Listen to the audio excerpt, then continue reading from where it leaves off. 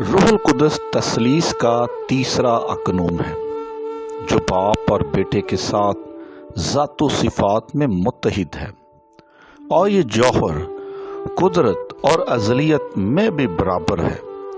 روح القدس ایک وجودی فاعل ہے جو حکمت، مرضی اور ارادہ رکھتا ہے۔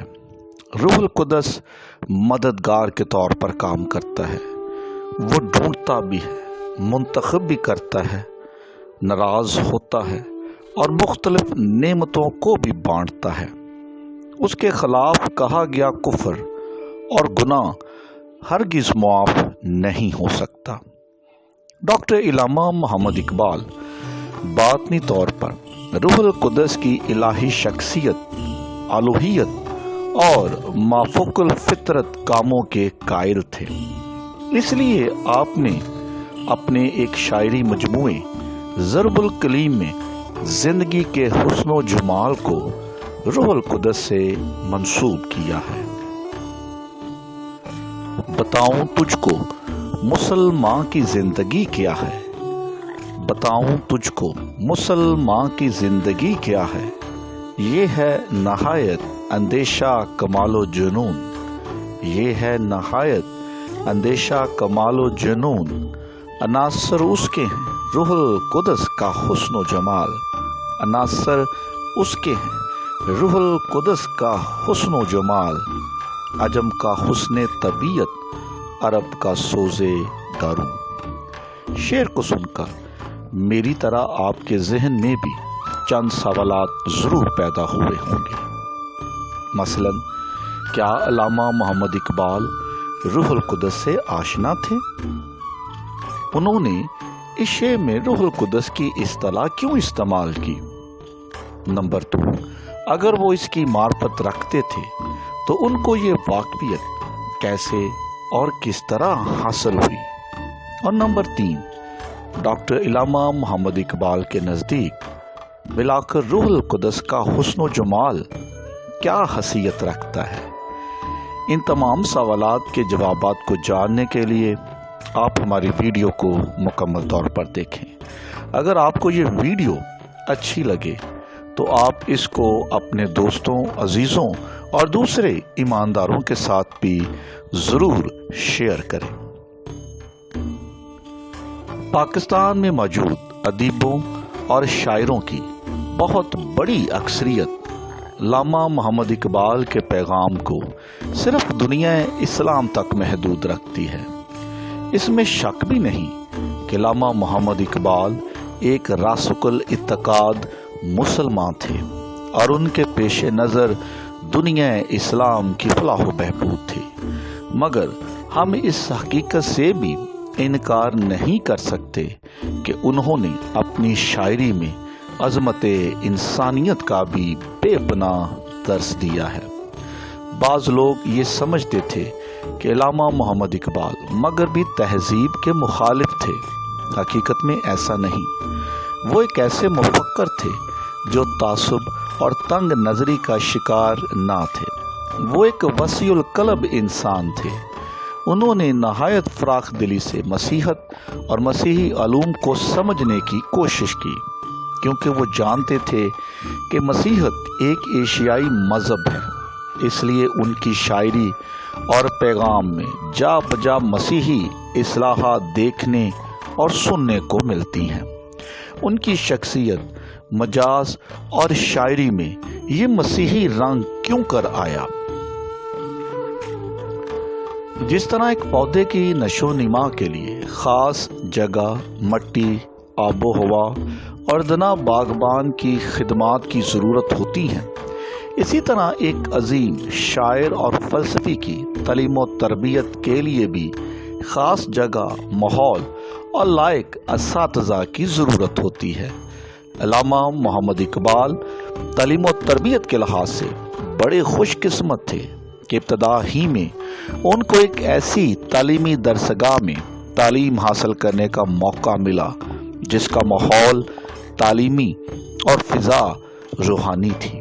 جی ہاں، انہوں نے یوپی چرچ کے اسکاش مشن ہائی اسکول سیالکوٹ سے تعلیمی سفر کا آغاز کیا۔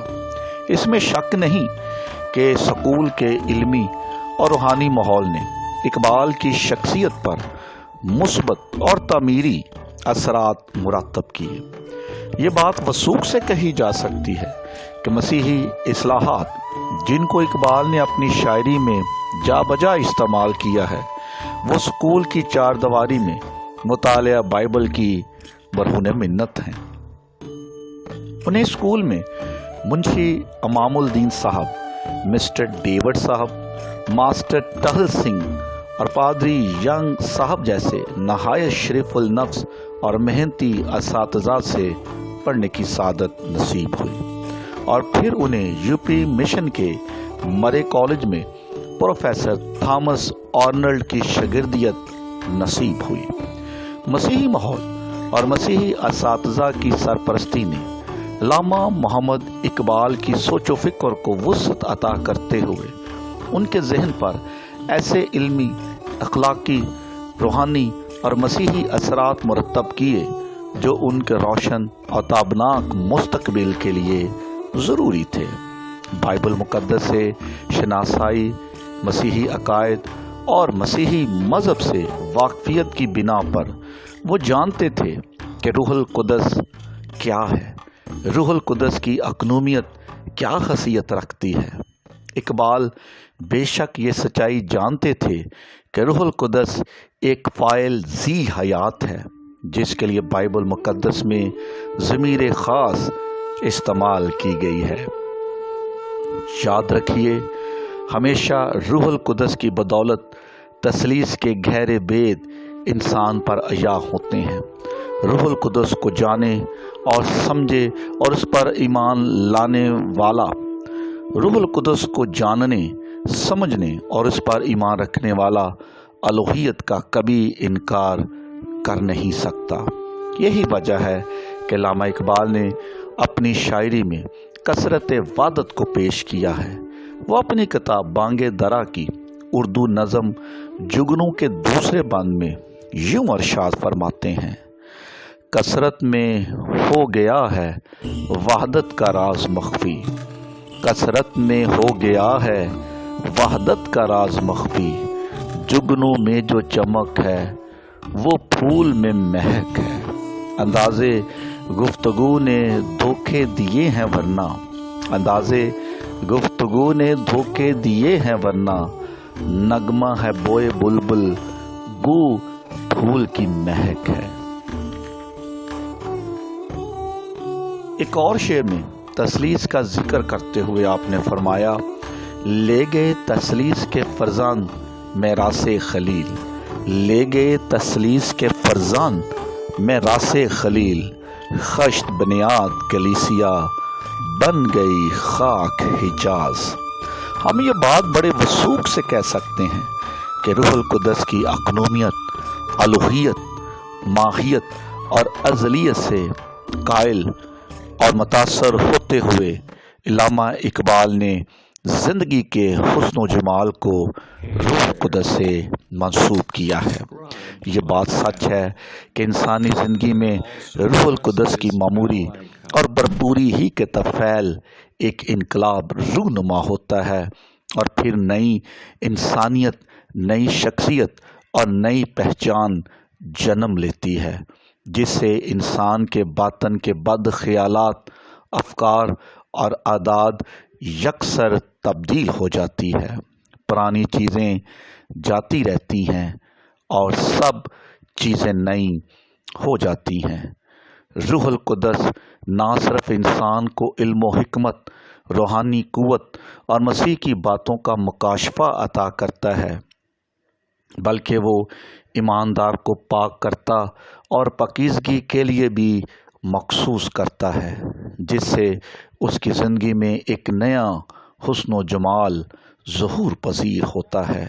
اور یہی بات علامہ اقبال جان چکے تھے، اور اسی بھید اور سچائی کا اظہار انہوں نے اپنے کلام کے اندر بھی کیا ہے۔